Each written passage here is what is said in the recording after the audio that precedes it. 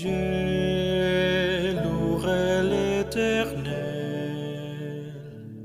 de Como tout iglesia y pueblo de Dios, mon sabemos que la oración es el arma más poderosa que tenemos para enfrentar las luchas y adversidades en nuestra vida, y que asimismo es el medio eficaz para comunicarnos con nuestro Señor. Sin embargo, hay ocasiones en las que nuestras oraciones parecieran no ser respondidas. Cabe mencionar que a veces un no por parte de Dios es una respuesta, o bien son respondidas, pero no de la manera que nosotros esperábamos.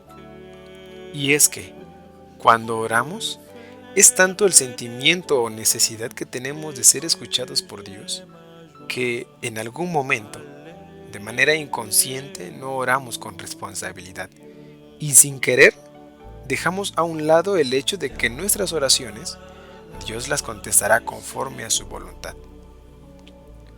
El apóstol Santiago nos exhorta en su carta en el capítulo 4, versículo 3, un pasaje bastante conocido que dice: Pedís y no recibís, porque pedís mal, para gastar en vuestros deleites. Alguno podrá decir: bueno, pero que yo me acuerde, nunca he orado a Dios de esa manera. Lo que el apóstol está diciendo es que, si dentro de lo que le pedimos en oración no hay algo que glorifique al Señor, entonces se resume en una oración que solo es para nuestro beneficio únicamente. Tengamos cuidado con lo que pedimos y cómo lo pedimos.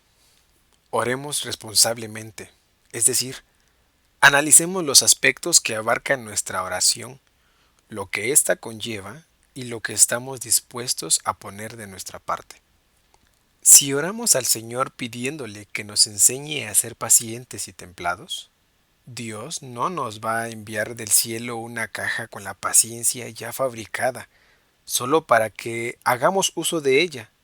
No, el Señor nos hará forjar la paciencia a través de momentos estresantes, situaciones complicadas y de angustias, usando los medios y las personas que menos pensamos. Y es ahí en donde nuestra responsabilidad será acordarnos de la petición que le hicimos al Señor e identificar que es el momento en el que debemos de luchar contra nuestros impulsos humanos, nuestros egos, y así practicar la paciencia. Si rogamos a Dios porque nos dé sabiduría, Él nos hará forjar la sabiduría, y muy posiblemente nos enfrentaremos a situaciones en las que, lejos de actuar por nuestros propios impulsos o razonamientos, tendremos que someternos a Dios. En Santiago capítulo 1, versículo 5, dice: Y si alguno de vosotros tiene falta de sabiduría, demándela a Dios, el cual da a todos abundantemente y no se hiere, es decir, sin despreciar a alguien, y le será dada. Entonces, llegado el momento, tendremos que darnos cuenta y preguntar al Señor cómo debemos actuar ante esa situación. Necesitamos sabiduría para todo, para criar a nuestros hijos, orar por ellos no hasta que sean jóvenes, sino desde que planeamos tenerlos, y conforme vayan creciendo, orar por una buena esposa o un buen esposo, y después que sean sabios y sepan conducirse santamente. Necesitamos sabiduría para sabernos conducir también como cristianos ante la sociedad que nos rodea y nuestra postura ante las ideologías y enseñanzas de este mundo. Necesitamos sabiduría para realizar un proyecto de vida y para muchas cosas más. Si oramos pidiendo al Señor que nos enseñe a hacer algo más por su obra, Él nos va a poner oportunidades en las que podamos usar nuestros talentos, o mejor aún, nos permitirá descubrir talentos que creíamos no tener. Y es que su obra no se limita solamente a un culto o alguna actividad con el pueblo de Dios. Su obra va más allá. Está con tus vecinos, con tus compañeros de escuela o de trabajo, con los enfermos, con la gente que padece necesidad, y la lista continúa. Si pedimos porque aprendamos a amar, bueno, Él nos va a llevar a ejercer el amor. Recordemos que el amor no es un sentimiento nada más. El amor es acción y tenemos que amar a nuestro prójimo a pesar de sus defectos, porque Dios así nos ama, con todo y nuestros defectos, y esa será nuestra responsabilidad.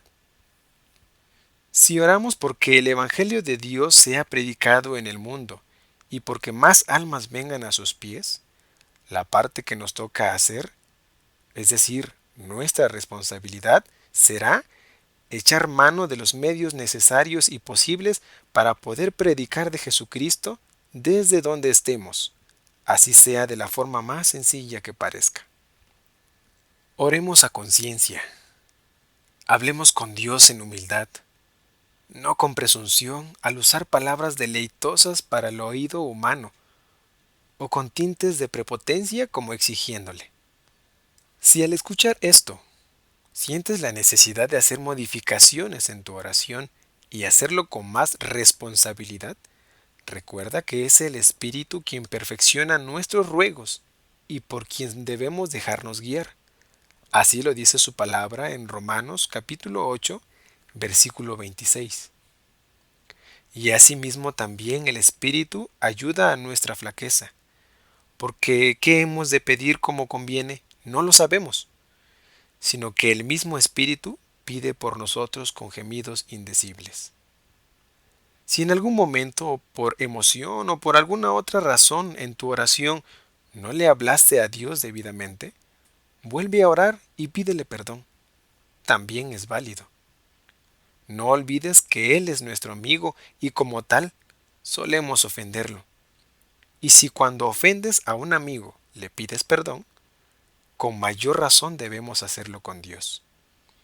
No olvidemos que todas nuestras oraciones deben estar sujetas a la voluntad del Padre. Así nos lo enseñó nuestro Señor Jesucristo al decirle: Padre mío, si es posible, pase de mí este vaso, pero no como yo quiero, sino como tú. Qué hermoso ejemplo. Además de esto, cada vez que oremos, hagámoslo con la plena seguridad de que Él nos oye y que todo lo que pidamos al Padre en el nombre de Jesucristo, Él lo hará. Así lo dice el Evangelio de San Juan, capítulo 14, versículos 13 y 14.